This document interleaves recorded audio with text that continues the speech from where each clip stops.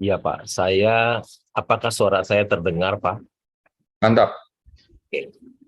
Saya juga optimis dengan apa yang dikatakan Pak Edwin, ya, bahwa kita hanya kemungkinan hanya 2% saja krisis, karena Indonesia banyak ekspor komoditas, Pak. Indonesia banyak ekspor komoditas, ekspor batu bara, CPO, dan menerima uang bermiliar-miliar dolar. Yang kedua, kalau saya lihat, kalau kita resesi atau krisis, ya tentu bank-banknya pada sakit. Tapi ya seperti tadi Pak Edwin bilang, hari ini Credit Suisse harga sahamnya turun 25%. Tapi di Indonesia terjadi sebaliknya. Justru bank-bank di Indonesia labanya all time high, paling tinggi sepanjang sejarah. Misalnya BCA labanya 40 triliun laba bersih, all time high. Jadi bank-banknya semua sehat sekali. Haleluya. Yang berikutnya menurut saya, kalau kita krisis, resesi itu yang mendahului ada IHSG kita akan turun tajam. Ya. Misalnya seperti Maret 2020 ketika COVID, IHSG kita turun sampai ke 3.900. Kalau sekarang IHSG kita masih 6.600, masih kuat sekali gitu. Jadi saya pikir saya optimis apa yang Pak Edwin katakan bahwa kemungkinan negara kita krisis itu kecil, 2% kata Pak Edwin.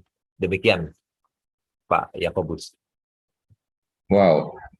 Jadi kemungkinan Indonesia masuk dalam kategori krisis itu atau resesi itu kecil, gitu ya.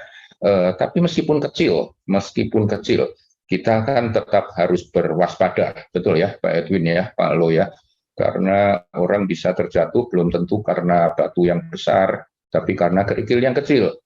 Apalagi ketika situasi aman, nyaman, lalu orang menjadi tidak berjaga-jaga, menjadi terlena, itu kerikil itu bisa menjadi sesuatu yang berbahaya. Barangkali Pak Edwin bisa mau tambahkan sedikit tentang hal ini, Pak, awareness, supaya meskipun kecil kita perlu waspada. Kita masih ingat pada waktu dikatakan bahwa COVID tidak akan menerpa Indonesia. Masih ingat ya masa-masa itu, wah Indonesia sudah dikepung dengan corona di sana sini, tapi Indonesia sakti mandraguna. Namun ternyata Indonesia toh mengalami. Nah, bagaimana Pak untuk mengantisipasi hal itu, 2% yang perlu diwaspadai? Iya, terima kasih Pak. Jadi kalau menurut saya sih mungkin kita harus mengerti kira-kira ya kan sektor-sektor apa nih, ini kalau misal kita bicara bisnis, kalau kita bicara investasi ini, nah kita perlu melihat sektor-sektor apa yang elastisitasnya itu memang kecil jika terjadi perlambatan ekonomi tersebut, Pak. Nah ini yang mungkin juga perlu kita perlu antisipasi, dan juga mungkin para bisnismen juga mungkin perlu antisipasi ya. Nah kalau misalnya kita ambil kembali lagi dari statistik ekonometri, Pak. Nah, sektor premier itu memang korelasinya itu elastisitasnya hanya 0,51, Pak, ya. Nah, sementara kalau kita lihat dari sektor sekunder dan tertier itu korelasi itu 0,91 dan 0,96. Artinya kalau misalnya kita bicara bisnis, nah untuk sementara waktu, kalaupun memang terjadi goncangan, masuklah ke sektor-sektor primer, Pak. Nah, sektor-sektor, kalau bahasa saya di dalam di dalam market itu sektor-sektor yang defensif, misalnya makanan minuman, ya kan, mungkin juga masuk ke ke telekomunikasi, karena itu basic sekali, defensif ya, dan beberapa sektor yang memang seperti tadi Pak Lo juga katakan, yang terkait dengan sektor yang memang menyelamatkan Indonesia, kita boleh outperform ketimbang dari negara-negara lainnya, yaitu adalah sektor komoditas, Pak. Nah itu. Jadi pemilihan sektor bisnis, pemilihan sektor dalam investasi itu penting sekali in order supaya kita tuh boleh dikatakan terhindar atau balik sedikit kita meminimais daripada risiko yang akan kita hadapi. Itu mungkin yang menurut saya sih penting juga. Itu pertama, Pak. Lalu kedua juga dari sisi pengusaha maupun dari sisi mungkin kita sebagai jemaat itu adalah di sisi pengusaha itu juga atau mungkin bisnismen adalah kita udah mulai perlu berhati-hati dalam capex kita dan dalam opex kita, operating expense dan capex kita, ya kan. Jangan sampai kita menghambur-hamburkan capex maupun opex yang nantinya itu mungkin tidak akan membawa dampak yang besar, Pak, bagi pertumbuhan dari perusahaan. Nah, itu juga kita mulai perlu merem atau mungkin kita perlu menghitung ulang lagi, walaupun kita di awal tahun atau di akhir tahun kemarin sudah kita rencanakan, Pak, di dalam RKP kita. Itu dari sisi bisnis maupun dari sisi pengusaha. Lalu dari sisi jemaat, ya itu adalah kita mulai bisa mengatur dalam hal ini adalah spending kita, Pak. Jadi manajemen dari keuangan financial planning itu benar-benar harus diterapkan, Pak. Nah, itu supaya kita bisa memanage kita punya pengeluaran, ya kan, against daripada pendapatan kita, Pak. Nah, itu penting juga yang harus kita sosialisasikan kepada jemaat-jemaat di gereja, gitu loh, Pak. Ya, mohon maaf karena bagaimanapun juga, ya kan, kaki kita masih nginjak di bumi, ya kan, artinya setiap apa yang kita lakukan itu konsekuensi terhadap spending tadi, Pak, atau duit tadi, Pak. Itu juga perlu kita manage, Pak. Seperti itu, Pak. Dari saya, Pak. Terima kasih, Pak. Baik, Pak Edwin. Tadi Pak Edwin bicara tentang sektor-sektor ya yang harus dicermati. Nah, silakan Pak Edwin mungkin paparkan pasca pandemik ini ke depan ya Pak, kira-kira dengan situasi global yang ada di sekitar kita ya Pak ya, sektor-sektor apa Pak yang kiranya itu terdampak dengan krisis di sekitar kita ya, dan sektor-sektor apa yang menurut pengamatan Pak Edwin paling berpeluang hari-hari ini Pak, gitu Pak. Paling kali ada poin yang boleh dibantu oleh co-host Pak Edwin, silakan ya. Baik, Pak, saya mau izin untuk lihat ke slide 35, mohon dibantu di slide 35.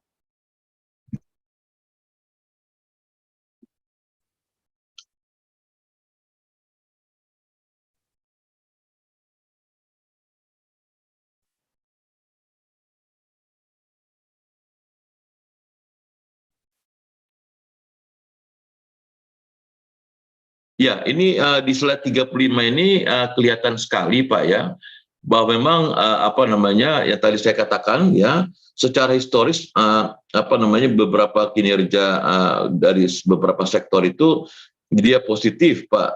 Bisa misalnya terjadi krisis. Jadi kalau kita lihat nilai korelasi yang paling kecil itu adalah dari sektor primer, Pak. Nah, itu yang saya kata tadi, kalaupun terjadi gejolak, ya kan, kalaupun terjadi masalah, ya, mungkin kita bisa fokus atau kita bisa switching ke sektor-sektor premier, ya kan. Baru kedua kita lihat ada sekunder, ya kan. Baru kita lihat itu ada dari sektor-sektor dari tertier. Nah, di dalam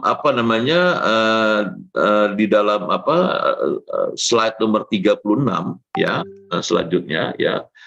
Nah, ini kelihatan sekali kira-kira sektor-sektor apa yang memang potensinya itu rendah sekali, ya kan. Nah, ini kita lihat dari dari potensi rendah ada kesehatan, tadi infokom, ya kan. Nah, ini termasuk sektor-sektor yang rendah. Jadi boleh dikatakan yang akan mungkin bisa masuk dalam tahap mungkin bisa bertahan. Nah, sektor-sektor yang potensinya itu tinggi terkena dampak itu adalah ya tadi, Pak, ya, mungkin adalah manufacturing, ya kan, perdagangan, karena ini kan terkait lagi dengan negara-negara lain, real estate, ya, lalu juga mungkin jasa-jasa lain itu yang termasuk juga pendidikan dan transportasi ini juga mungkin akan beresiko ya di tahun 2023 ini Pak. Nah ini pemilihan daripada kalau kita bicara businessman atau pengusaha, kita lihat adalah dari potensi dari resiko tersebut ya kan. Nah lalu juga kita lihat oleh karena mereka bisa fokus terhadap sektor-sektor yang mungkin bisa istilahnya defensif terhadap krisis tersebut Pak. Nah ini mungkin yang ingin saya tunjukkan dari apa yang akan kita harus lakukan di sepanjang 2023 ini Pak. Ya, jadi sektor yang berpeluang dan sektor yang paling terdampak, Pak Edwin, boleh kembali ditegaskan Pak Edwin? Ya, jadi kalau misalnya kita lihat dari resiko-resiko yang tinggi itu ya tadi ya, jadi dari sektor manufacturing ya kan, real estate ya, lalu juga termasuk sektor di sini adalah mungkin tambang ya kan. Nah itu juga mungkin kalau kita lihat dari analisa statistik ekonometri itu juga akan berpengaruh. Dan resiko yang cukup sedang artinya mungkin juga perlu antisipasi adalah itu tadi ya, transportasi, pendidikan ya, listrik dan gas, konstruksi. Nah itu juga yang termasuk agak sedikit in between ya Pak ya, yang perlu memang kita antisipasi Pak kalau memang terjadi gejolak yang tinggi nanti di semester kedua nanti Pak. Kira-kira demikian Pak. Yang rendah tadi itu ya tadi makanan minuman, pokoknya yang benar-benar berkaitan dengan kehidupan sehari-hari, infokom ya kan, jadi karena kebutuhan sekarang itu termasuk potensi yang rendah Pak, akan terjadinya gejolak tersebut Pak. Oh, gitu Pak Edwin. Baik, terima kasih. Nah ini kaitannya tentu dengan pergerakan investasi juga ya Pak Lo. Nah bagaimana nih Pak Lo? Pak Lo sebelum memberikan pendapat, kita ingin bertanya nih Pak Lo. Pak Lo ini kan dikenal sebagai investor gitu ya. Kenapa sih Pak Lo kok memilih profesi di bidang investasi ini, kok bukan yang lain gitu?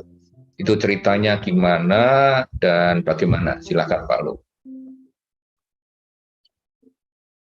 Ya, saya memilih sebagai investor saham karena di bursa saham itu ada uang yang besar.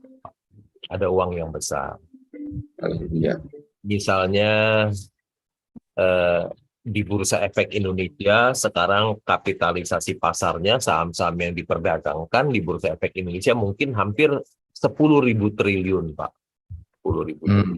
Jadi ada uang besar di sana. Kita jangan melompat sampai ke Amerika misalnya. Satu perusahaan di sana kalau tidak salah Apple pernah menyentuh harga 2 triliun dolar. 2 triliun dolar itu kalau kali 15.000 itu 30.000 triliun untuk satu perusahaan. Belum yang lain, ada Microsoft, ada Google, ada Facebook dan lain-lain ya. Jadi ada uang yang besar sekali di bursa saham itu.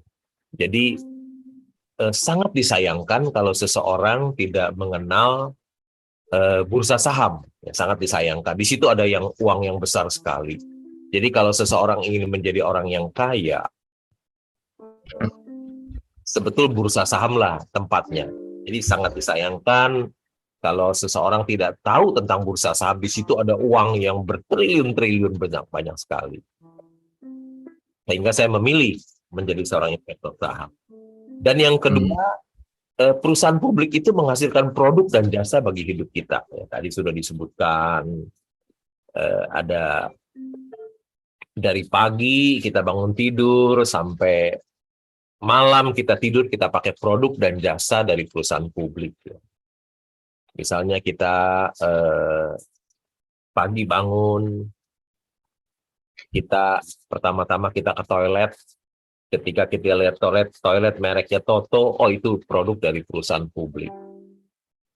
Kemudian setelah dari toilet biasanya kita minum. Kalau tidak minum mungkin bisa nasi ada Aqua yang sekarang sudah dulu perusahaan publik, sekarang sudah going private ya, ada Cleo dan lain-lain, ada. Kemudian setelah kita minum, biasanya kita mandi, ya kita pakai sabun Lux, kita sikat gigi pakai Pepsodent, kita cuci baju dengan Rinso, itu juga produk dari Unilever, dan terus sampai kita tidur ya. Misalnya rumahnya di mana? Oh, saya tinggal di Kelapa Gading, itu kita beli dari Sumarekon, dari perusahaan publik. Tinggal di mana? Di BSD. Oh, itu juga perusahaan publik. Rumah yang kita beli dari perusahaan publik. Rumahnya di mana? Di Pantai Mutiara. Oh, itu juga perusahaan publik. Yang kebetulan pemegang saham terbesar nomor 2 di Intiland itu saya. Setelah kita beres-beres sebelum berangkat kerja, kita mungkin sementara kita sarapan pagi, kita lihat TV, kita nonton RCTI, ya. Semua kejadian di dunia ini kita nggak usah datang ke tempat, hanya dari TV saja. Ya. Yang kebetulan di MNC itu saya juga sebagai pemegang saham terbesar nomor 2 di sana. Terus kita berangkat ke kantor, kita mungkin naik mobil sejuta umat, mobil Avanza, ya, yang kita beli juga dari Astra, itu juga perusahaan publik. Kacanya dibuat di mana? Asahi Mas atau Mulia, itu juga perusahaan publik yang buat. Bannya siapa yang buat? Oh, bannya ada Gajah Tunggal di situ. Itu juga pabrik ban terbesar di Asia Tenggara yang kebetulan pemegang saham nomor 3-nya adalah saya sendiri di situ. Ya. Jadi dari pagi sehingga malam kita pakai produk dan jasa dari perusahaan publik. Yang ketiga, perusahaan publik itu menciptakan banyak lapangan pekerjaan. Contohnya Astra Internasional mungkin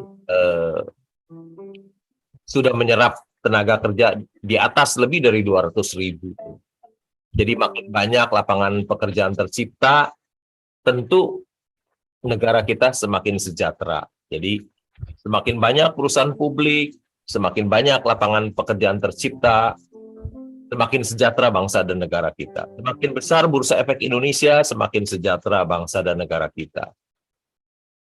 Yang berikutnya, yang terakhir adalah perusahaan publik itu pembayar pajak yang besar. Contohnya gudang garam atau perusahaan tambang batu bara itu bisa 8 triliun setahun bayar royalti itu seperti gudang garam. Jadi pajak dipakai untuk pembangunan, untuk membantu rakyat miskin dan lain-lain. Jadi saya pikir kenapa saya memilih menjadi seorang investor karena semua itu, Pak. Demikian, Pak. Wow, iya. Yang pertama tadi, Pak, karena di sana itu ada uang yang besar, gitu ya, Pak ya. Nah, tapi masalahnya kan kalau orang mengail ikan besar, umpannya kan juga harus besar, itu, Pak. Nah, apakah itu berarti hanya seorang lokepong saja yang bisa bergerak di profesi ini, Pak?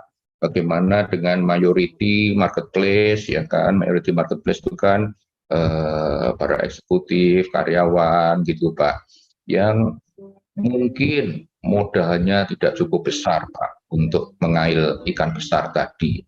Nah, apa nih advice atau nasihat Pak Lo ya untuk hal ini? Kalau misalnya cuman ada katakanlah banyak yang bilang gini, Pak, gaji saja cuma numpang lewat, boro-boro berinvestasi itu, Pak. Karena gaji, nah nggak, kayaknya yang bisa gitu cuman orang-orang seperti Pak Lo.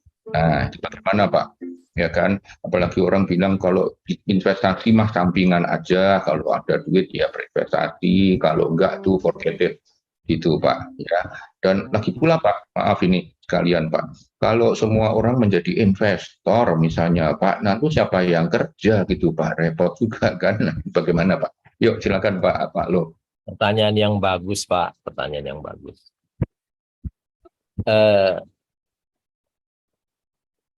Bapak lihatnya saya kan sekarang. Coba Bapak lihat waktu saya masih kecil ya. Ketika eh, saya dilahirkan dari orang yang tidak punya ya. Rumah saya juga 4 kali 10 meter, dibuat bukan dari dinding tapi dari dindingnya dari papan ya. Ya, plafonnya juga tidak ada, rumahnya di bawah jalan ya. Sangat jelek sekali rumahnya, dan ketika saya tamat SMA saya tidak bisa melanjutkan kuliah lagi Pak ya. Jadi saya harus bekerja di bank sebagai clerk, pegawai tata usaha tahun 79, itu 1979, gaji saya 20.700. Pekerjaannya hanya disuruh-suruh karena tamatan SMA nggak bisa. Kamu fotokopi, saya fotokopi. Jadi saya mulai dari gaji saya 20.700 lupa. Gaji kecil, hidupnya hemat, sehingga saya masih ada punya sisa uang untuk membeli saham Pak ya. Kalau saya bisa, kenapa orang lain tidak bisa? Yang penting tadi seperti firman Tuhan bilang kepada kita, salah satunya itu harus hidup hemat katanya. Jadi saya meskipun sebagai seorang clerk 11 tahun pegawai tata usaha dengan gaji kecil, saya masih bisa menyisihkan uang untuk membeli saham. 11 tahun loh Pak, 11 tahun jadi pegawai tata usaha ya. Jadi kalau saya bisa menjadi sekarang ini itu karena berkat Tuhan yang besar dalam hidup saya Pak. Berkat Tuhan yang ajaib dalam hidup saya. Itu mengenai mulai dari uang yang kecil. Pertanyaan kedua tadi Bapak apa, saya lupa ya. Yang mengenai mengapa saya dari uang yang kecil ya Pak. Uang yang kalau orang nggak punya gitu. Tadi saya berikutnya apa, saya lupa Pak ya. Berikutnya tadi kaitannya dengan apakah semua orang gitu ya Pak ya. Iya. Bagaimana? Ya kalau semua orang jadi investor aja gitu kayak Pak Lo, terus siapa yang kerja gitu Pak? Itu ya Pak ya, karena ada orang berpikir ini juga Pak, bahwa investasi itu hanya sampingan gitu ya. Sementara Pak Lo itu kan menjadi sesuatu yang utama gitu Pak. Oh iya betul, itu pertanyaan Pak saya Pak ya. Pak, kalau semua jadi saya, terus yang kerja siapa? Hampir pertanyaan itu hampir tidak mungkin. Yang ada adalah hampir semua orang tidak berani jadi seperti saya Pak. Jadi termasuk manusia langka ya Pak Lo ya. Kira-kira Pak. Jadi Bapak jangan khawatir karena orang yang berani seperti saya tidak kerja, hanya jadi seorang investor saham itu hampir nggak ada yang berani. Hampir nggak ada yang berani. Saya sudah WFH 27 tahun di rumah jadi investor saham. Apakah berani nggak orang nggak kerja di rumah saja 27 tahun? Nggak berani Pak, nggak ada yang berani. Jadi profesi saya ini sangat langka, hampir tidak mungkin kalau semua orang berani jadi saya. Ya, semua nggak berani. Yang kedua, tadi Bapak katakan pekerjaan sampingan dan utama. Orang lain semua berinvestasi di saham itu hanya sampingan Pak. Kecuali saya yang utama. Saya yang utama. Kenapa buat saya utama? Karena menjadi seorang investor saham itu begitu nikmat dan orang tidak tahu ya, begitu nikmat. Ada seorang di dunia ini yang hanya berinvestasi di bursa saham mempunyai uang sampai 100 miliar dolar Pak. Ya, nikmat sekali ya. Sampai bisa memiliki uang 100 miliar dolar hanya dari berinvestasi di saham. Dan orang tersebut usianya sudah 93 tahun, masih bisa cuan besar, Pak. Ya. Mungkin kalau kita usaha lain, capek sekali. Tapi orang tua yang umur 93 tahun ini, Warren Buffett ini, usia 93 tahun lalu masih untung dari investasinya di Apple itu 1.720 triliun. Ini profesi yang betul-betul sangat nikmat sebetulnya. Harusnya jadi usaha pokok, tapi orang semua jadikan sampingan, ya, jadi sampingan. Oh, gitu ya. Oke, Pak Lo. Tapi itu nikmat sekali. Bisa cuan 1.720 triliun tanpa melakukan apa-apa, loh, Pak. Hanya dan simpan saja, tidur saja, Pak. Iya. Oh, gitu. Tapi itu semua Bapak mulai dari hal kecil dulu kan ya, Pak Lo ya, tidak langsung besar dari hal kecil. Dan itu Bapak start ketika Bapak masih istilah Bapak menjadi clerk ya waktu itu ya. Betul, Pak. Ya. Semua itu mulai dari kecil, Pak. Dari besar kan nggak punya. Saya kan orang nggak punya, Pak. Bagaimana dari besar? Nah, ini dia ya. Ini pertama tadi wisdom yang harus kita semua tangkap baik-baik ya. Semua dimulai melakukan yang terbaik yang Tuhan percayakan bagi kita sambil mulai berani berinvestasi. Itu ya Pak Lo ya, dari hal yang kecil. Dan itu hanya bisa terjadi juga tadi Pak Lo sempat singgung tentang gaya hidup hemat Pak Lo.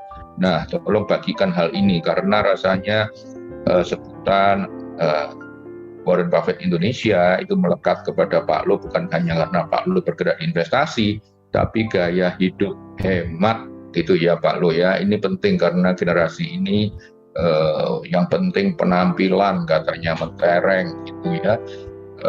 Nah, Pak Lo boleh cerita Pak, berbagi wisdom supaya kita semua boleh belajar sesuatu Pak tentang gaya hidup yang baik yang seharusnya kita lakukan. Memang kalau belajar gaya hidup hemat dan sederhana harus belajar dari saya, Pak. Ya. Saya jadi 11 tahun dengan gaji kecil masih bisa punya uang sisa diberikan saham. Jadi seorang pegawai tata usaha dengan gaji kecil, saya terbuka saja pertama kali saya bekerja di bank ya 20.700 tahun 79, sama uang makan 1.300 ya kira-kira sebulan 50 tahun 1979.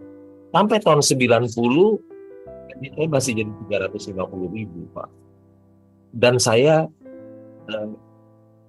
gaji yang kecil itu sangat hidup hemat dan sederhana itu sampai masih punya uang sisa untuk diberikan saham. Mungkin orang lain mungkin habis bulan ya habis nggak ada tanpa sisa. Mungkin udah utang sana utang sini gitu.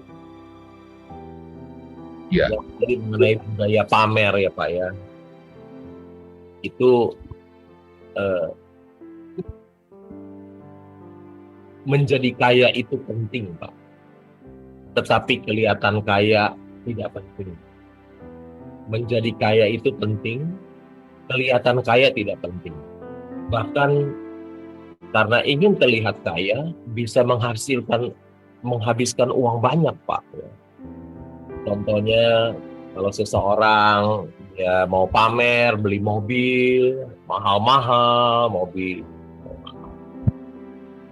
orang itu lupa mobil yang mahal itu depresiasi. Mulainya setiap tahun tambah berkurang. Dan akhirnya ujungnya jadi tua. Berapa banyak uang dia yang dihabiskan karena membeli mobil. Coba kalau uang dia itu jangan dibelikan mobil, tapi dibelikan saham, terus dia meningkat terus seperti harga saham BCA ketika go public. Ini bukan rekomendasi membeli, ya. Tapi ini cuma contoh kasus saja. BCA itu 23 tahun yang lalu go public hanya 1.400. Dia sudah split 1 jadi 2 jadi 4 jadi 8 jadi. Kalau sekarang harga sahamnya 8.000 lebih itu jadi 350.000. 350.000 dari 1.400 selama 23 tahun itu kenaikannya kira-kira mungkin 24.000% ya, sekitar segitu saya hitung cepat saja. Kalau dia 23 tahun yang lalu dia beli saham BCA naik 24.000%. Tapi ketika dia beli mobil 23 tahun kemudian mobil mewah mungkin jadi besi tua, nggak ada nilainya lagi sekarang. Oh, gitu ya. Selain dia rugi, kedua beli mobil mahal juga, beli mobil mahal dalam soal investasi ruginya besar. Tapi dalam gaya hidup pamer itu juga bahaya, Pak. Kenapa? Satu, membuat orang lain jadi iri, Pak. Membuat orang lain jadi iri kepada hidup. Yang kedua, bahaya juga di jalan. Kalau orang tahu, pikir, waduh mobilnya mewah nih pasti orang kaya, bisa dirampok, Pak. Bahaya juga untuk dirinya sendiri. Jadi kira-kira begitu, Pak. Terima kasih Pak Lo. Ya, menjadi kaya itu anugerah Tuhan ketika kita melakukan sesuai dengan kebenaran firman Tuhan dan termasuk berhemat ya Pak Lo, ini yang satu hal penting, tidak bergaya hidup konsumtif ya, sok kaya apa tadi, terlihat kaya gitu ya Pak ya, supaya dipandang orang, ternyata itu akibatnya tidak baik, membuat orang iri hati, tapi juga membuat diri kita sendiri menjadi tidak dapat menyisihkan apa yang seharusnya kita sisihkan untuk berinvestasi. Itu ya Pak Lo ya. Jadi memang ada bedanya ya Pak ya antara hemat atau irit dengan pelit, itu ya Pak Lo. Bedanya apa Pak? Betty ya Pak? Bedanya tipis Pak, bedanya tipis. Cuman kalau hemat itu berkonotasi irit dan hemat itu berkonotasi positif, sedangkan pelit itu berkonotasi negatif. Kan ada peribahasa mengatakan hemat pangkal kaya, Pak. Jadi punya konotasi yang positif dan baik. Baik, terima kasih Pak Lo, juga Pak Edwin ya. Nanti kita kembali ke Pak Edwin lagi. Nah, barangkali ada dari para peserta yang akan mengajukan pertanyaan ya, 1, 2, atau 3 pertanyaan. Mungkin dimulai dari Pak Stephen di sini. Tadi sudah saya lihat ada yang menyiapkan pertanyaan dari Pak Jansen, mungkin Pak Jansen, untuk Pak Anwar ya, sudah menyiapkan pertanyaan. Yang lain silakan, pertanyaan bisa diajukan Bro Nixon melalui raise hand atau ya silakan ya. Oke. Baik, sambil menunggu pertanyaan yang masuk pada panitia, silakan Pak Anwar dulu, mungkin Pak Anwar, silakan Pak Anwar. Terima kasih Pak Yakobus. Saya ada pertanyaan untuk Pak Lo Keng Hong. Bapak, saya sebagai pembina banyak anak-anak muda, ya baik di kota maupun di desa, termasuk mahasiswa Pak Lo Keng Hong. Ya Pak Anwar. Banyak pengusaha maupun guru-guru sekarang mengajarkan muridnya berinvestasi saham. Yang saya lihat itu mereka berinvestasi saham itu rata-rata jangka pendek. Tidak banyak yang jangka panjang seperti Bapak atau dengan hati-hati. Pertanyaan saya adalah satu Pak. Bagaimana Bapak memberikan saran kepada anak muda supaya tidak salah langkah Pak di dalam investasi saham ini? Itu pertanyaan saya Pak. Terima kasih.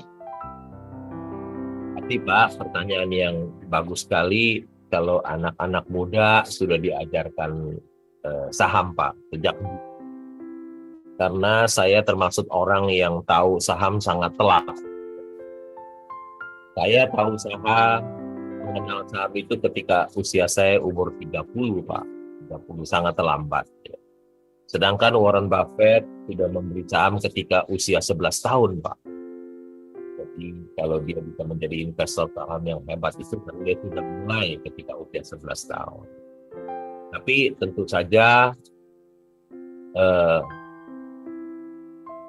harus berhati-hati seorang yang membeli saham. Dia harus tahu apa yang dia beli. Jangan pernah beli kucing dalam karung. Jangan pernah kita tidak tahu apa yang kita beli kucing dalam karung.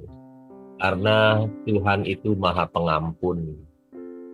Tapi bursa saham tidak kenal belas kasihan.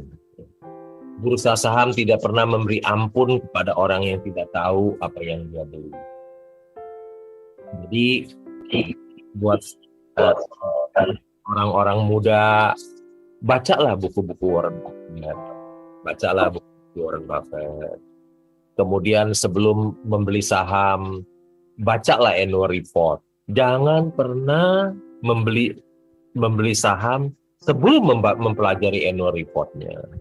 Karena di annual report itu kita bisa tahu manajemennya siapa, direksi dan komisaris siapa, pemilik perusahaan pemegang saham mayoritasnya siapa, apakah mereka orang yang jujur dan berintegritas, atau mereka bukan orang jujur yang suka mengambil uang perusahaan.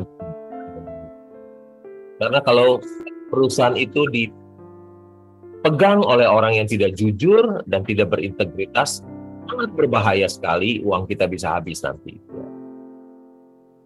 Yang berikutnya kita lihat juga bidang usahanya apa sih? Karena ada sektor usaha yang baik, ada sektor usaha yang jelek, tadi sudah dipaparkan oleh Pak Edwin. Ada usaha yang bagus, ada yang usaha yang jelek. Bagi saya, usaha yang bagus itu ada 3. Ada consumer good, barang-barang konsumsi, tapi saya tidak pernah beli. Meskipun saya tahu ini usahanya bagus, saya tidak pernah beli. Karena valuasinya tidak murah, ya, valuasinya mahal. Yang kedua, sektor usaha yang kedua adalah perbankan. Ya, tadi saya sudah sebutkan, bukan rekomendasi membeli, tapi ini contoh kasus. Karena BCA labanya sampai 40 triliun. Perusahaan mana sih yang bisa laba 40 triliun? Ya. Saya punya saham bank, tapi bukan BCA.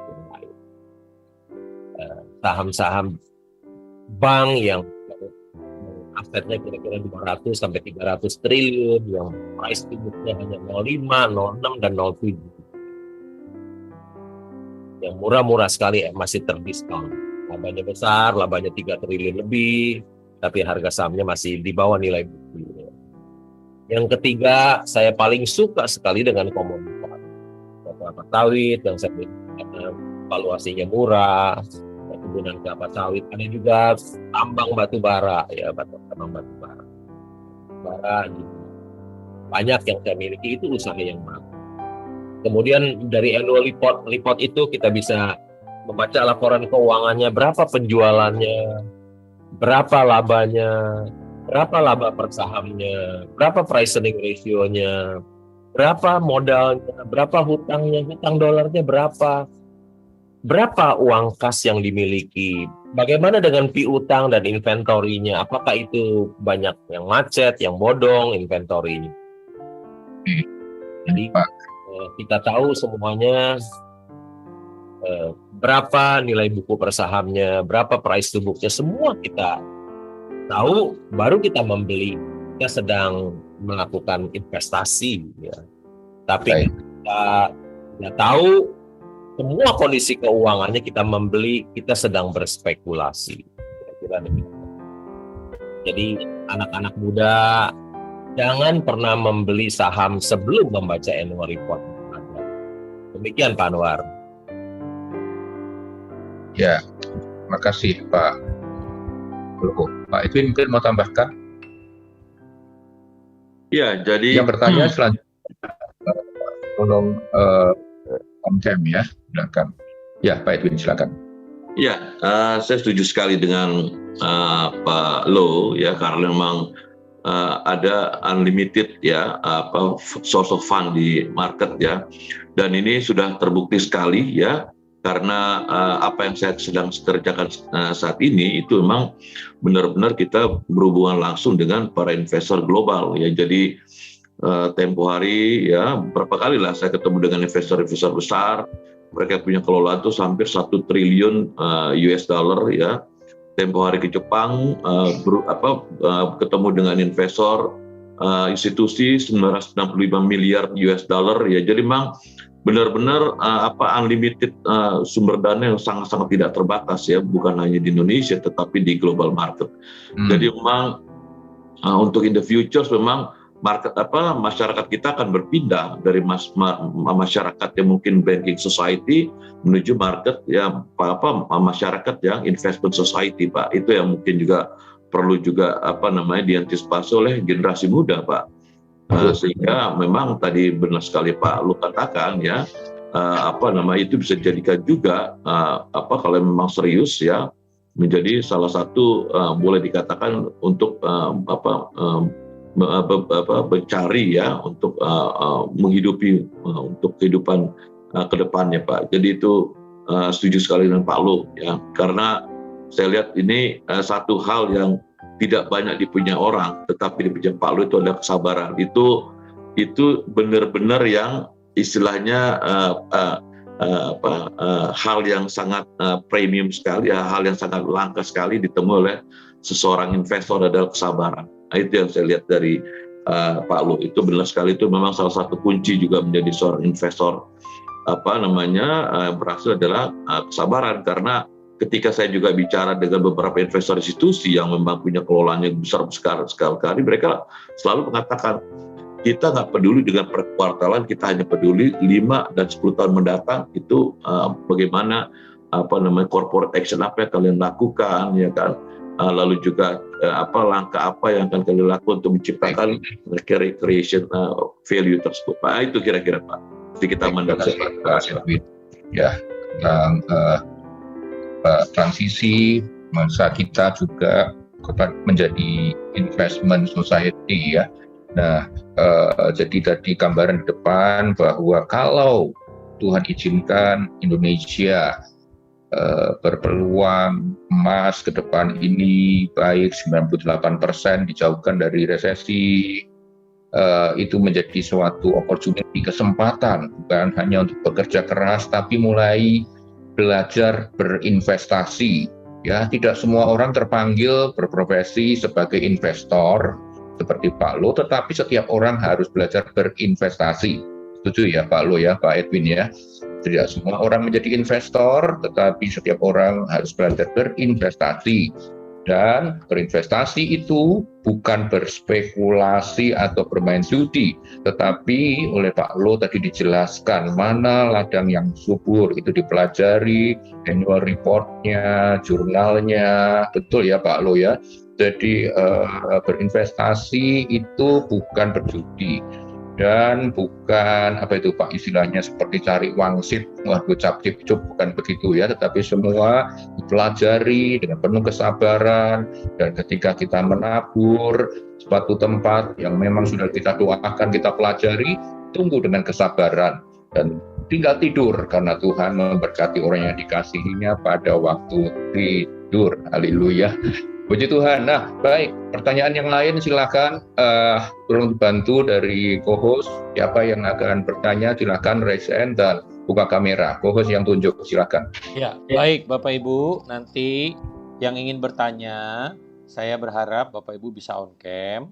Lalu yang kedua, jika pertanyaannya sudah ada dalam materi Bapak Ibu yang sudah tadi dengar, saya mohon untuk tidak ditanyakan kembali. Gitu ya. Dan kalau seandainya pertanyaan dari masing-masing yang bertanya sudah merupakan gambaran dari pertanyaan Bapak Ibu nih yang sesudahnya, jadi nggak usah dipertanyakan lagi ya Bapak Ibu ya, karena memang saya yakin dan percaya banyak yang ingin bertanya. Oke, dari yang pertama kali untuk resen Pak Yohanes, tapi tidak on cam. Jadi jangan, yang on cam saja deh. Ya. Yang on cam ya. Oke. Baik, Pak silakan. Hendra, saya tidak melihat wajahnya. Saya mungkin Oke. Pak Hendra silakan. Oke, Pak Hendra silakan. Ya, selamat malam. Ya, singkat ya Pak. Singkat ya Pak. Ya, malam Pak Lokehong. Ini saya mau tanya ke Pak Lokehong. Saya udah sering dengar beliau untuk zooming atau di YouTube. Gini Pak Lokehong, kemarin kan saya sempat lihat YouTube-nya Pak Lokehong bahwa tahun 98 kita tahu itu tahun krisis ya. Dan Pak Lokehong ngedeklar bahwa asetnya turun sehingga dia tinggal memiliki asetnya tinggal 15%. Nah, ketika market turun itulah saatnya kita untuk beli gitu kan. Nah, pertanyaannya, kira-kira kita harus punya uang cash atau komposisi antara uang cash dengan saham berapa banyak ya Pak Loh Kee Hong, sehingga ketika kita pasar turun kita bisa beli sahamnya gitu. Karena kalau misalnya kan kebanyakan kalau kita market lagi crash ya kita juga udah nggak punya duit gitu. Itu aja pertanyaannya, makasih. Oke. Thank you Pak Hendra. Ya, mungkin diakomodir dulu ya Pak Lo ya. Beberapa pertanyaan langsung nanti Pak Lo langsung tanya sekaligus. Nanti Pak. Oh, oke, silakan Pak Lo. Pak, nanti pertanyaan yang bagus Pak Hendra ya. Berapa sih komposisi yang harus kita miliki, uang cash berapa, saham berapa? Susah dibilang Pak. Lihat kesempatan. Misalnya kita menemukan perusahaan yang bagus dan murah, kita mendapatkan Mercy yang dijual di harga bajai, ya. Mercy yang dijual di harga bajai di dunia nyata tidak ada, ya, hanya ada di bursa saham, karena di situ banyak orang yang tidak tahu. Ya. Kalau kita menemukan Mercy yang dijual di harga bajai, tentu yang paling baik adalah kita jangan menyisihkan uang cash sedikit pun, kecuali ya adalah sedikit untuk kehidupan kita sehari-hari aja. Kita dorong uang kita semuanya, jangan disisihkan uang cash hanya untuk kehidupan kita sehari-hari aja, karena ini kesempatan. Ada Mercy yang dijual di harga.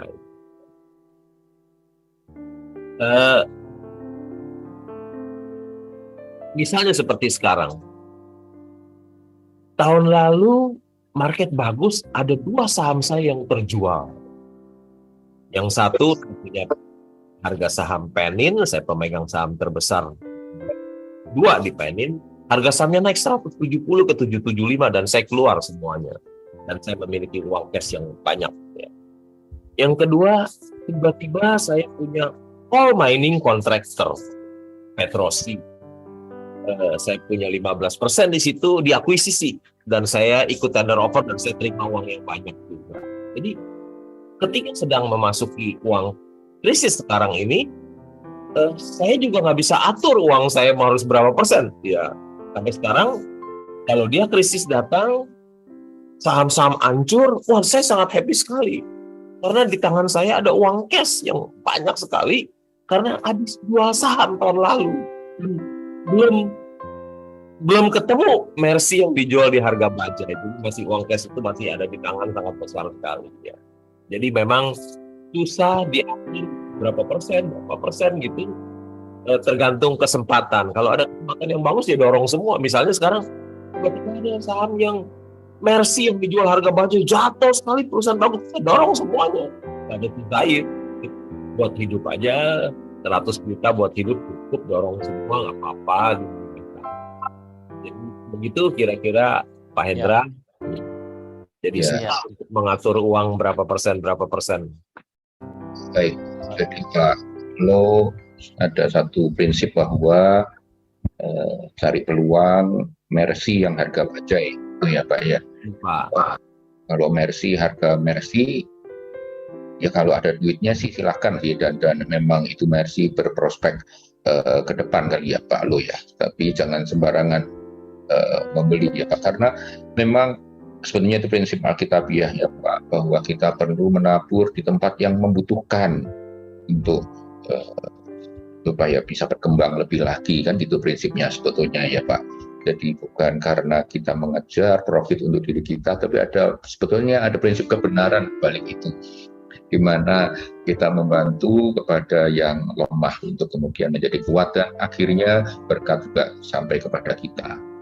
Itu bisa simpulkan. Nah, ini Pak ada pertanyaan dari kolom YouTube seorang anak muda yang menanyakan tentang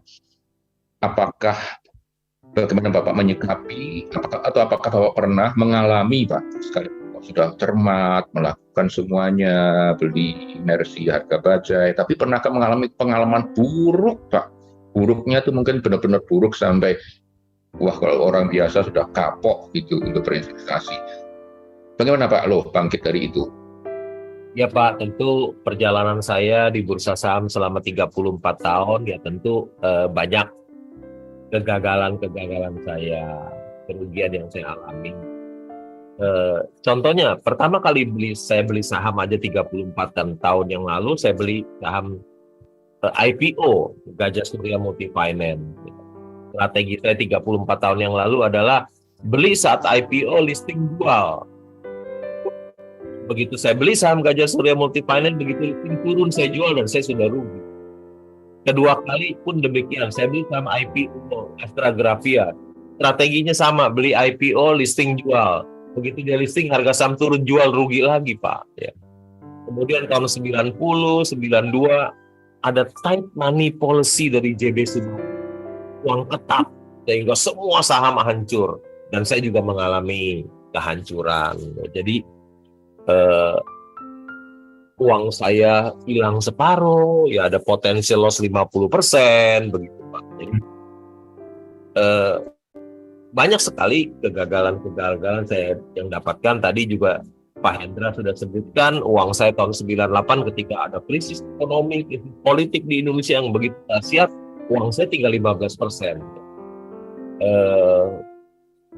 Tapi ketika kita mengalami kerugian, sampai sekarang pun saya masih ada perusahaan yang satu yang mengalami kerugian juga. Tapi tidak apa-apalah kalau ada beli saham 10, yang satu rugi, yang 9 untung, nggak apa-apa. Ya. Biasa saja karena Warren Buffett pun juga tahun lalu juga mengalami kerugian cukup banyak, 22 miliar dolar kira-kira. Biasalah.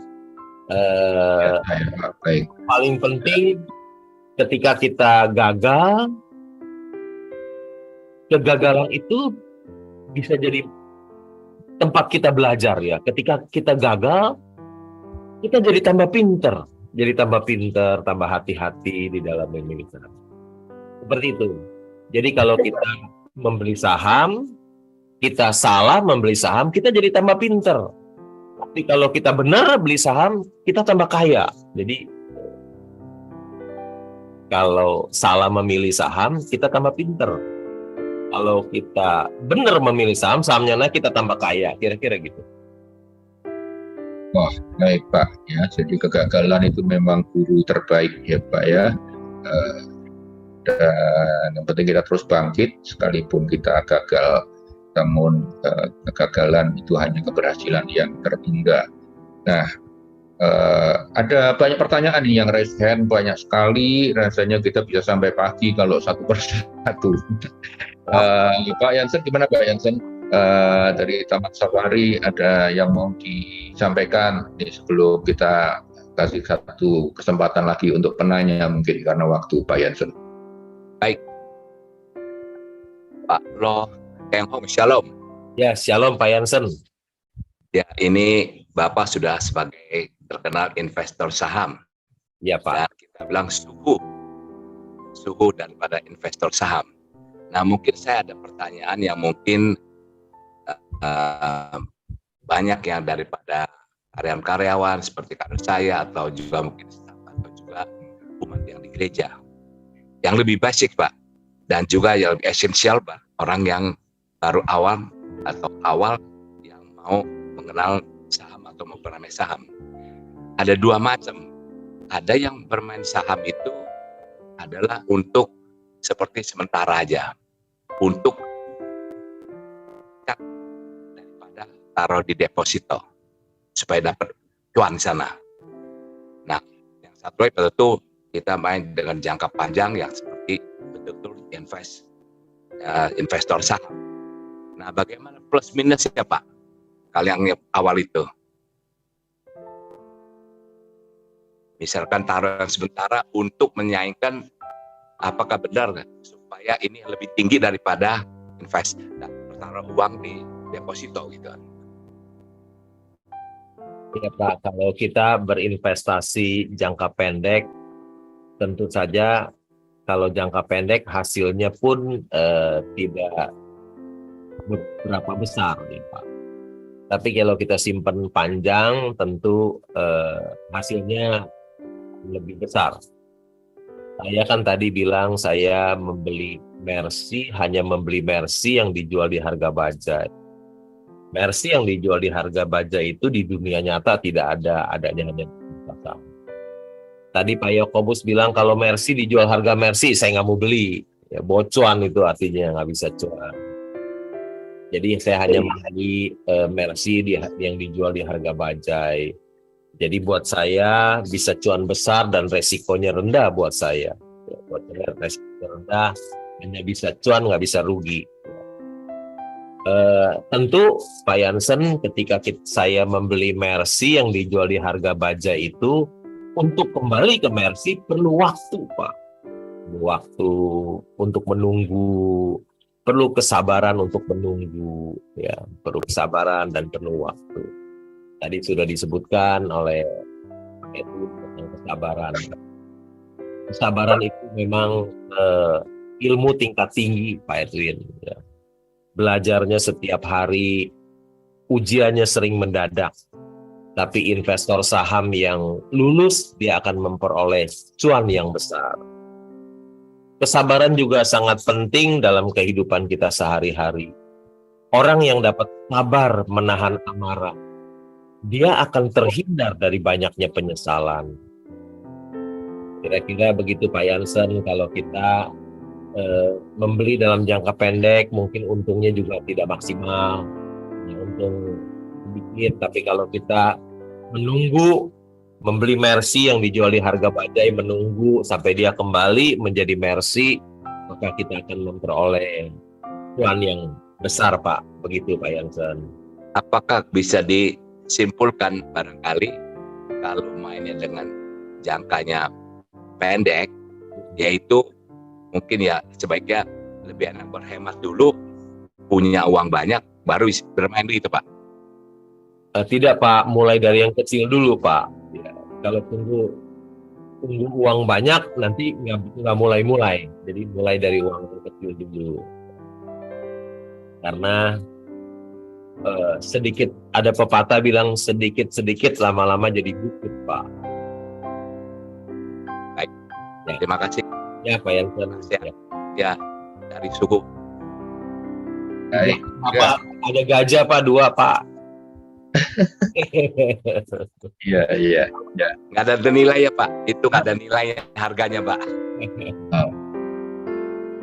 Baik Pak Jansen, ya. Oke, yang lain coba satu pertanyaan lagi dari peserta. Di sini ada Pak Denny Mendrova di Jakarta. Silakan Pak Denny. Barangkali ini pertanyaan terakhir ya mungkin ya, karena nggak mungkin kita satu persatu nih. Nanti masih ada webinar berikutnya lagi ya. Silakan bergabung. Ayo Pak Denny, silakan. Terima kasih Pak. Ya. Terima kasih pemaparannya Pak Edwin, Pak Lo. Terima kasih. Khususnya Pak Edwin ya, dari tadi Pak Lo nih. Saya mau bertanya kepada Pak Edwin. Pak Edwin mempertimbangkan tail effect ya. Apakah mungkin sebenarnya gelombang resesi itu sebenarnya terlambat datangnya? Artinya awal epicentrum resesi ekonomi itu terjadi di Amerika dan Eropa sana di semester 2 nanti, khususnya di AS dan Eropa. Tapi gelombangnya bisa saja tiba di tahun depan. Itu sih Pak, mohon pencerahannya Pak. Jadi apakah ini tail effect itu sebenarnya masih ada, tidak tahun 2023 tadi Bapak bilang di semester 2, tapi sebenarnya kuartal pertama 2024 bisa saja terjadi. Terus pertanyaan untuk Pak Lo. Pak Lo, apakah investasi di bidang clean energy diminati oleh Pak Lo? Kebetulan saya juga bekerja di energi Pak, energi clean energy. Barangkali aja kalau Bapak berminat, apakah itu menjadi target Bapak juga? Dan juga sedikit guyon nih, bagaimanakah cara Bapak berinvestasi untuk kerajaan surga nih Pak? Artinya apakah Bapak juga terlibat dalam membangun kerajaan Allah di bumi? Terima kasih Pak, Tuhan Yesus memberkati Pak Yakobus. Terima kasih. Ya, silakan Pak Edwin dulu. Ya, bisa tolong dibantu moderator untuk menayangkan slide nomor halaman slide 32.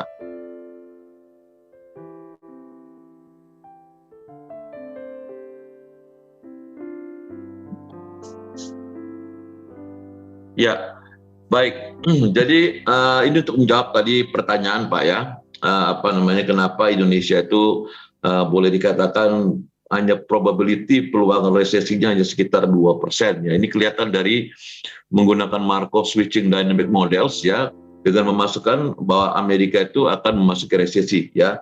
Nah, kenapa Indonesia tidak akan masuk resesi Pak? Ya karena kalau kita lihat itu tadi saya katakan bahwa memang boleh dikatakan ada 40 juta minimal ya yang mendukung bahwa ada permintaan domestik yang sangat kuat sekali Pak ya. Ini hipotesisnya ya. Lalu juga kita lihat ya bahwa kita juga diuntungkan dengan trade surplus ya dari komoditas yang memang kita punya. Jadi itulah yang sebetulnya kita menyelamatkan kita dari tidak terkena resesi dibanding di tahun 2021, 2020 bahkan 2022 kemarin ya, karena memang selama kurang lebih sekitar 26 bulan berturut-turut Indonesia itu mengalami boleh dikatakan trade surplus ya kan. Jadi lalu juga ketiga ini basic discuss karena pasar finansial yang saya katakan tadi itu kita tuh agak terexclude ya, artinya kita tuh tidak banyak memberikan pendanaan bagi bank-bank di luar negeri dan sebaliknya kita tidak juga banyak mendapatkan pendanaan dari luar negeri. Nah, dari tiga hal tersebut ya, apalagi kita akan mengalami pemilu, artinya nanti konsumsi masyarakat akan makin meningkat. Nah, berdasarkan 4 faktor tersebut ya kan, dan kita masukin ke dalam model. Nah, kelihatan sekali Pak ya. Jadi probabilitas ya itu di di kolom kemungkinan AS resesi kita masukin itu bahwa memang kita kecil kemungkinan untuk masuk ke dalam jurang resesi Pak. Jadi kita coba untuk sedikit quote unquote berilmiah Pak ya. Jadi nggak hanya berdasarkan wangsit, berdasarkan katanya, coba kita coba untuk masukkan ke dalam modeling ya, ternyata memang less likely lah, kecil kemungkinan kita akan masuk resesi, tetapi tetap kita harus waspada. Nah, itu mungkin message yang harus kita perhatikan, karena yang terpenting tadi adalah bagi bisnismen maupun bagi investor adalah pemilihan sektor, pemilihan bidang usaha itu ya yang memang akan bisa menyelamatkan kalau nanti kita terjadi global recession itu di semester kedua nanti Pak. Itu mungkin jawaban saya Pak. Terima kasih Pak. Ya, sekarang Pak tadi ya. Pak, ya silakan Pak. Tadi Pak Denny mengatakan mengenai investasi di kerajaan surga itu investasi yang terbaik Pak Denny, karena dia investasi kita yang bersifat kekal. Kalau kita berinvestasi di bursa saham itu hanya investasi yang sementara saja. Kemudian mengenai ESG, ya. Kebetulan saya banyak bermain di berinvestasi di tambang batu bara. Ya. Tentu tambang batu bara itu tidak ESG, ya. Tetapi saya punya saham perbankan, mungkin perbankan ESG ya Pak. Kemudian saya juga punya perkebunan kelapa sawit, salah satu perkebunan kelapa sawit saya yang punya ESG yang diakui oleh dunia, luar biasa. Pak Denny mungkin bisa cari tahu perusahaan kelapa sawit yang sudah go public yang ESG-nya terbaik di dunia. Dan saya juga jadi pemegang saham ya, nomor 3 kali ya. Kemudian ada satu gedung dari Intiland ya. Yang saya sebagai terdaftar di sana sebagai pemegang saham terbesar nomor 2, gedungnya itu namanya Shop Water di TBC Matupang. Ya, ada Coca-Cola di sana, ada bank di sana berkantor, mungkin ada Grab atau apa gitu. Gedung perkantoran namanya Shop Water di TBC Matupang itu gedung yang ESG. ESG-nya juga terbaik di dunia. Jadi saya berinvestasi di tempat yang tidak ESG maupun yang tempat yang ESG. Demikian Pak Denny. Baik, ya terima kasih Pak Edwin, Pak Lo untuk jawaban-jawaban atas pertanyaan. Wah, masih banyak sekali yang resen di ruang Zoom maupun di YouTube. Kita bisa sampai pagi nih kalau dilanjutin semua ya. Jadi mohon maaf kalau tidak bisa semua terlayani untuk menjawab pertanyaan. Mungkin ada satu yang sederhana pertanyaan ini Pak Edwin ataupun Pak Lo boleh jawab. Apakah investasi itu bisa dilakukan Pak, bukan hanya pada tempat-tempat company yang go public, ya bagaimana dengan perusahaan-perusahaan yang mungkin itu berpotensi Pak Lo, Pak Edwin ya, tetapi memang belum go public, ya bagaimana Pak Edwin, Pak Lo, punya saran untuk itu? Ya Pak, terima kasih Pak. Jadi bisa aja kita memang berinvestasi belum di perusahaan publik, tapi sifatnya kita adalah memang sebagai angel investor Pak, ya bukan angel dalam arti malaikat Pak ya. Jadi artinya kita sebagai mungkin chip in dulu ya kan, mungkin dari sekian dana mungkin butuhkan kita chip in atau mungkin kita ambil bagian mungkin dalam persentase tertentu, dan nanti khususnya bagi perusahaan-perusahaan, kalau perusahaan yang akan memang punya prospek kedepannya akan bagus, dan biasanya mereka nanti akan exit itu melalui ada private placement atau exit melalui IPO Pak. Jadi itu bisa dilakukan Pak. Kita sebagai angel investor Pak bisa dilakukan ya. Nah, ya. Bagaimana Pak Lu sebagai investor Pak, tertarik bagaimana Pak? Saya prinsip saya adalah berinvestasi itu membeli Mercy harga bajai. Jadi kalau saya membeli perusahaan yang belum go public, pasti si pemilik nggak mungkin mau jual Mercy-nya di harga bajai, karena dia tahu valuasinya perusahaan dia ini Mercy dijual harga bajai, tentu dia nggak mau. Kalau bisa dia punya bajai dijual harga Mercy. Jadi saya nggak mungkin membeli saham dia sebelum dia go public, nggak mungkin ya. Kalau dia jual bajai seharga Mercy, dia juga nggak mau. Jadi kalau Mercy dia dijual harga bajai, dia juga nggak mau ya.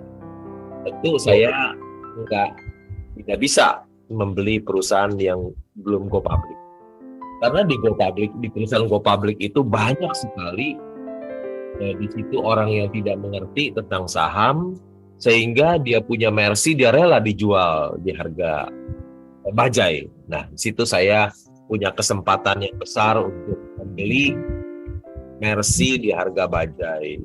Dan kalau ada, tentu dulu uang saya beli, dan saya menunggu sampai dia kembali jadi Mercy lagi. Membeli Mercy harga bajai, risiko rendah, dan cuannya akan besar. Demikian Pak.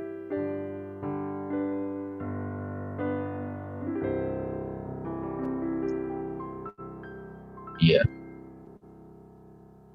Ya, baik. Iya, makasih Pak Lo, Pak Edwin. Jadi apa tidak memungkinkan ya Pak Lo ya, perusahaan yang belum go public namun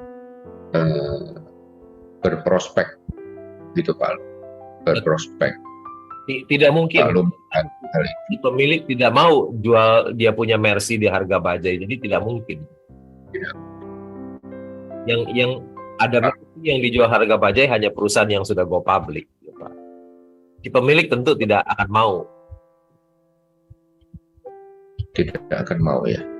Oke, misal ini berandai-andai Pak, perusahaan ya Pak, let's say rumah sakit ya, memang belum perusahaan go public ya, tetapi ketika rumah sakit itu growing ya Pak, dengan modal terbatas mungkin dari pihak keluarga membangunnya, lalu kemudian dengan kesempatan yang ada dan tingkat growing yang ada membutuhkan suntikan dana Pak, untuk supaya rumah sakit itu yang notabene tadi prospeknya baik memerlukan suntikan investasi. Nah, bagaimana Pak Lo melihat hal itu? saya tidak terbiasa melakukan hal itu, Pak. Ya, jadi Tidak terbiasa ya. biasa untuk menyuntik satu perusahaan yang memerlukan dana. Saya tidak mau, Pak. Ya, saya biasanya memang satu perusahaan yang wonderful company yang sudah cuannya sudah berlimpah-limpah baru saya mau memiliki. Jadi misalnya saya punya tambang batu bara, saham di tambang batu bara yang cuannya bertriliun-triliun, punya bank yang cuannya bertriliun-triliun, baru saya mau masuk beli harga murah. Kalau suruh nyuntik lagi perusahaan sakit mesti nyuntik, saya nggak mau, Pak. Saya hanya beli wonderful company. Gimana Pak Edwin? Menurut Pak Edwin gimana Pak Edwin? Udah nggak dilihat sama saya, itu buat orang lain aja, Pak, bukan buat saya. Oke, ya. Gimana Pak Edwin? Pak Edwin kan juga bergerak di sekuritas ya, cukup belasan tahun. Gimana Pak Edwin?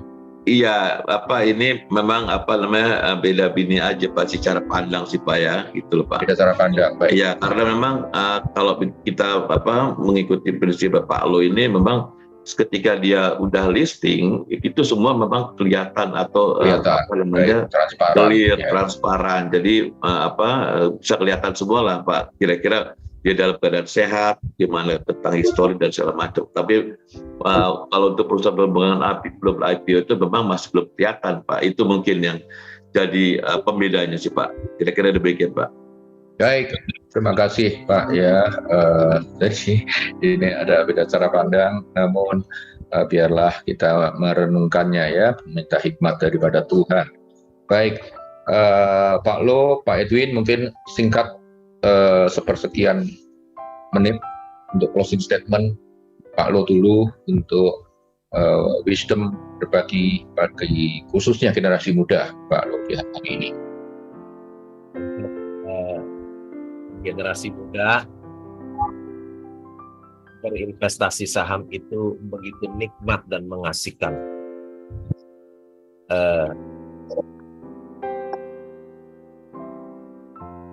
Seperti misalnya Warren Buffett bisa mendapatkan uang dari berinvestasi di bursa saham sampai $100 miliar. Pekerjaannya yang dia lakukan tidak capek. Hanya sepanjang hari dia hanya membaca laporan keuangan, membaca koran, membaca majalah, laporan keuangan, annual report, tidak capek yang dia lakukan.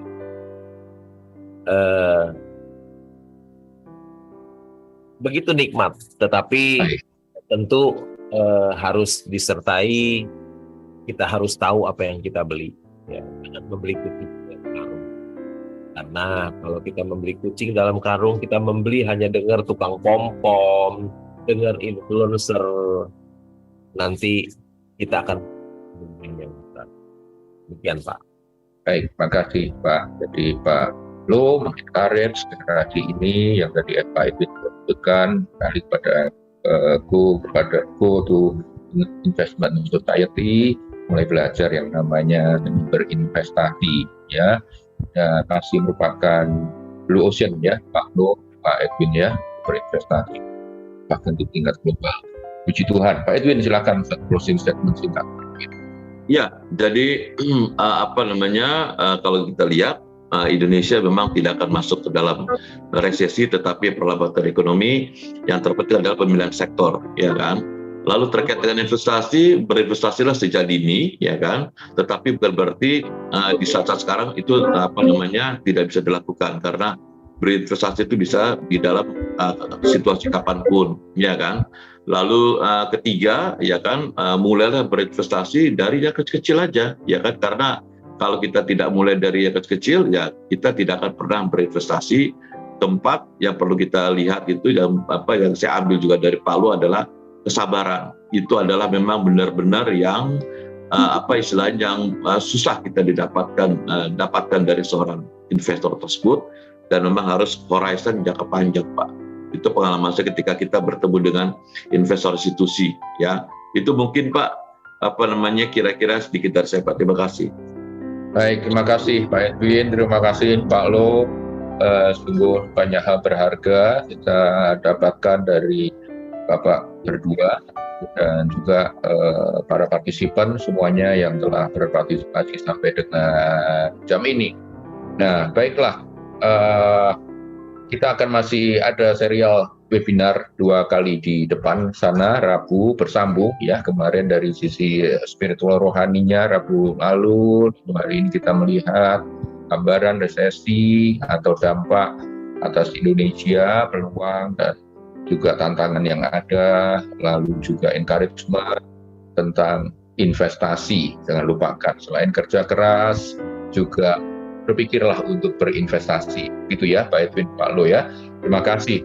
Nah, baik, saya kembalikan kepada MC kita, Bro Nixon Siregar, untuk informasi lebih lanjut. Haleluya. Baik, terima kasih Pak Yakobus, Pak Edwin, Pak Lo Keng Hong yang sudah memaparkan hal-hal yang luar biasa. Yang masih semangat, berikan tepuk tangan dulu pada malam hari ini. Ya, luar biasa ya. Tentunya kami mohon maaf jika Bapak Ibu ada begitu banyak pertanyaan tapi kami tidak bisa mengakomodirnya. Tapi jangan berkecil hati, masih ada webinar-webinar selanjutnya ya Bapak Ibu, yang tentunya juga mungkin bisa menjawab segala pertanyaan Bapak Ibu. Oke, sebelum saya membacakan beberapa pengumuman, sebelum Bapak Ibu, saya takutnya banyak yang sudah mulai keluar nih, kita mau foto dulu ya Pak Yakobus ya. Pak Lo Ya, sama silakan. Pak Edwin, kita Ya. foto dulu. Ya, Saya minta give your heart. bantuan Ya, rekan berikan saya. tanda hati. Ya, berikan tanda hatimu, kan? Tanda terima kasih, tanda engkau menyukai dari webinar kita pada malam hari ini. Ya, baik. Bisa dikasih tanda hati. Keluarin tanda hatinya gimana Pak? Ya, boleh Pak. Ya, Begini aja Pak ya. ya, Terima boleh kasih gitu. ya. Terima kasih Oke. Pak Lo, luar biasa ya. Baik, tunggu Oke. sebentar Bapak Ibu, tetap tahan. Karena Bapak Ibu nggak pernah tahu ada di jendela manakah Bapak Ibu. Tapi pastikan senyum Bapak Ibu terus semeringah. Karena ini ada banyak sekali partisipan kita pada malam hari ini. Berikan tepuk tangan dulu dong Bapak Ibu. Wow, luar biasa. Gimana Bro Abraham? Sudah? Wah, belum katanya. Tunggu. Satu kali lagi katanya ya. Hatinya keburu copot. Hatinya Ya, keburu ayo, copot ya. Oke, yuk. Sudah ya?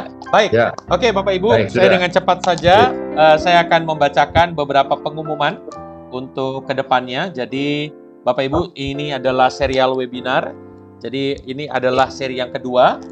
Minggu lalu seri yang pertama. Kalau Bapak Ibu mungkin ingin mendengarnya lagi, Bapak Ibu nanti bisa langsung masuk ke YouTube channel kita, namanya More Revival. Di situ Bapak Ibu bisa menonton seri yang pertama dan seri yang kedua.